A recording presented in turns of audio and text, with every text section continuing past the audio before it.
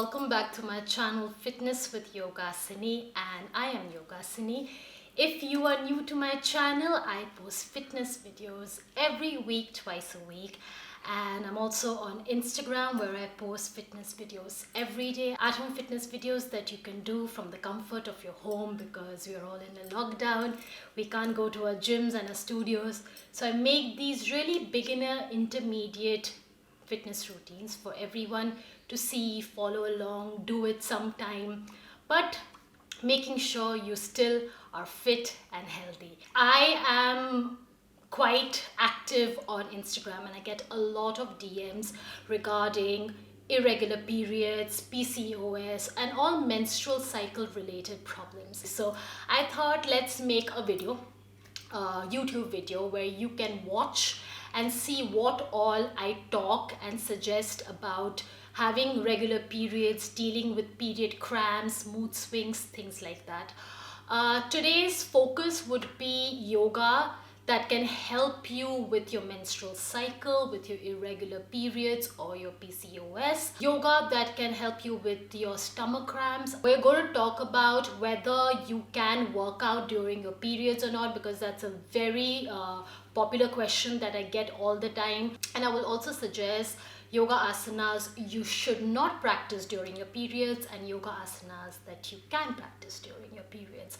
And I'm also conducting a live session on Instagram, so there will be questions coming and I will be answering them. So if you've missed the live session, then you'll see the YouTube video. And make sure you subscribe, hit the notification bell, leave a comment. A little bit of information I want to give regarding this session. I am not saying yoga, asanas, this yoga routine or whatever you practice in yoga is the cure. Please do not be in the misconception that yoga can cure illnesses or your ailments. Yoga is a preventive measure. That means it prevents you from having those ailments, having those issues. That being said, yoga can also help you deal with your ailments and try to control them, but they will not fix it completely. Besides that, women struggling with PCOS or PCOD, listen ladies, I can give you all the asanas, I can tell you what to do and what to eat and what not to eat and how to live a healthy lifestyle to maintain your weight, to have a productive life. But if it's really bad and you've been struggling for a long time, you please visit your gynecologist who will check you up, who will give you the right advice, who will help you deal with the process. Besides yoga, you have to, and I can't emphasize this more, and I think I should be talking about this on a daily basis, your diet. You cannot just do yoga or just do a workout routine and expect things to get fixed. Have a sustainable diet, have healthy food. If you have cravings, don't reject your cravings. Don't eat them every day. Don't eat them very frequently. But once in a while, it's fine. It's your body. Have a good relationship with your food and body. Don't restrict yourself too much and don't go overboard by binging. I have spoken enough, so with the live session, we're going to continue and I'm going to answer all your questions. We are going to talk about a lot of irregular periods and mood swings and how can you cope and how can you deal with those things. All right, let's continue. Women on a monthly basis struggle with a lot of things, okay? Be it irregular periods, be it stomach cramps, mood swings, and so many more things. Sore body, just weight fluctuating up and down. And I had put up a post yesterday and a lot of you asked me questions. Now, we are all in this together.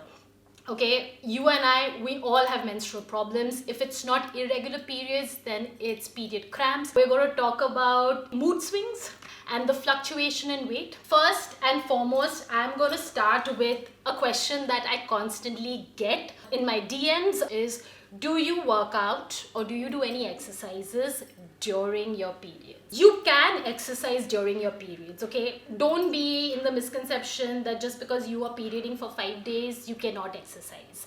But that being said, I personally cannot work out on day 1 or day 2. I have controlled my cramps to an extent, but my body is so sore and so low on energy that I don't want to push it. I don't want to put so much pressure on my body that it starts affecting me in a different way. I am in a bad mood the first 2 days, so I don't want to like force my body. Do you get it? And it's fine if you don't work out for those 2 days. Nothing's going to happen. You will be all right as long as you're eating properly for those 2 days. Not working out will not be an issue. Third day onwards, you can start with few light stretches. You are the lucky ones, you don't have really heavy bleeds, then third day onwards you can do certain asanas that will help you. And fourth day onwards, you can actually start with your whole routine. But if you are those lucky ones who don't have cramps and bloating issues and mood swings during your periods, then work out for sure. It's amazing. There are certain yoga asanas you should not be doing during your 5-day or 7-day period cycle. That is your inversion poses. The headstands, handstands, no. Sarvangasana, no. Halasana, no. Plow pose where your legs go over your head. You shouldn't be doing those things at all because they are going against the natural flow of the blood. Your blood needs to get out of your body. So inversions, you're like this with your head niche and legs upar. So it's going against the natural flow.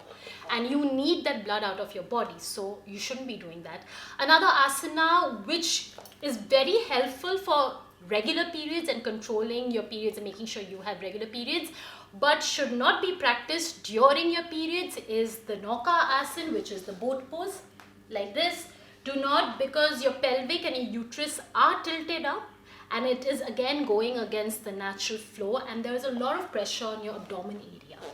So try avoiding that just for 5 days, that's it. And light stretches, my favorite stretches during my periods, not my first day, my second day onwards, is my Balakonasana, which is the butterfly pose, which is also very helpful for regulating your periods, okay?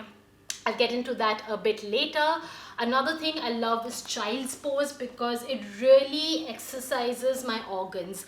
Yoga, again, a lot of people think yoga is just flexibility and stretching. Yoga is a concept that it helps you outside as well as inside. Inside, it really helps in detoxing. It really helps in regulating your hormones. It helps in your nervous system and your lymphatic drainage. These things help in regular periods. And you will go on hearing from a lot of people, be it doctors, dietitians, fitness enthusiasts like me, diet, exercise. Diet, exercise. Another thing that I love doing is cat and cow, which is an amazing spine and back massage, which is like you go back and you push your hip back and then you fold your back. It's amazing. I do it before any of my routine just to open out my spine. It really helps with the uterus and really exercises your ovaries and stimulates your ovaries. So do that. Another thing is supine twist, which is you lay flat on your back like this and then put your knee towards your body and twist. So these really help with period cramps. It really helps to open up your pelvic muscles so that those cramps that really make you curse the whole world, those can be controlled. Will your cramps go away completely? If you are the ones who have severe cramps, I'm sorry, it won't. It'll just relax it and soothe a bit. Now that we have touched one topic, I'm going to go into irregular periods, PCOS, PCOD, polycystic ovarian syndrome disorder. Let's get this going. So I've got some notes because it's a little technical and I thought giving me some aid will help me and help you. Yoga, there is separate yoga asanas that will help you, special yoga asanas that will help you with your regular period flows. It will regulate your hormones. It will actually activate the glands that release these hormones, which will help in your period flow and your hormonal changes. That actually does a great deal to get your periods on time, consistent, at the right interval. It will also open out your pelvic muscle and strengthen your abdominal core, your abdominal muscles, your organs in your abdominal cavity. It will activate and stimulate your uterus. Besides this, yoga also helps in nervous system and blood flow. Sleep is another reason for your hormones and your irregular periods. Diet is another factor for PCOS. I got a very important question on my DMs which said that I have been doing yoga continuously for 2 years, yet I am suffering of PCOS. Doing any sort of fitness activity will help you with your weight control, with your thyroid, with your PCOS and your irregular periods. But you have to do it consistently. It has to be in a sustainable way. You have to work out, do your thing, even if it's for 15 minutes, even if it's for 20 minutes, you have to do it every day. You also have to keep a check on what you are eating. I am talking about portion control. I'm talking about being conscious of what you're putting inside your mouth. I'm talking about having a healthy relationship with your food. If you don't have time for anything and you want to get your periods under control, Surya Namaskar. It's a full body workout. It really helps with the glands that produce your hormones. It activates them, it releases hormones in a regular time period, in a regular interval, which will help you in your irregular flows and your PCOS. It's the most amazing full body workout out there. You are activating your core muscles, you are activating your abdominal organs, your abdominal muscles, you are stretching out your hamstrings, you're stretching out your pelvic region. One workout, one yoga thing, routine you need to do is do Surya Namaskar. Do it for 15 minutes, do it for 10 minutes, do it for half an hour. Surya Namaskar is one full routine that it can help you. I'm going to just show certain asanas that will also help you regulating your periods and your PCOS. Again, these are preventive. Do them regularly. Don't give up. Don't forget. Ek din kiya, ek din nahi kiya does not work. Butterfly pose, Padakonasana. Very simple. All you need to do is sit. You can use a wall to sit in case your spine is hurting and you can't sit. Don't slouch. Keep your ankles as close to the pelvic region, okay? And sit on your sit bones and just be a little relaxed. Relax your shoulders, relax your body. And the point is not to do this. The point is not to touch your knee to the floor. The point is just activating your groin, activating your pelvic muscle so that this part opens up. So this asana really helps with cramps as well. Now you can hold your finger around your toe or you can put it underneath your foot and just sit like this, relax and just stretch out your pelvic muscle and breathe. Relax your mind. Another thing that really helps with activating your core muscles, your abdominal organs is the boat pose. But do not do this when you are perioding. Only do this before or after your periods. Really helps in strengthening your core, strengthening your pelvic muscles. If you're here, that's fine. That's completely fine. Just be here.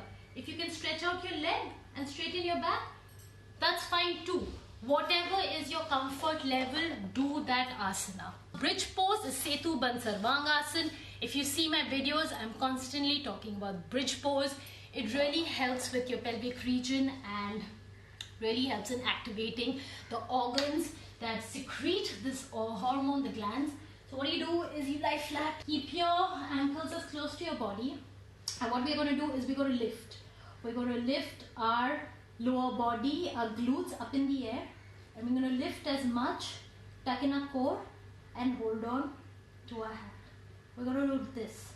And we're going to activate this muscle, and we're going to keep a controlled core. Don't do this.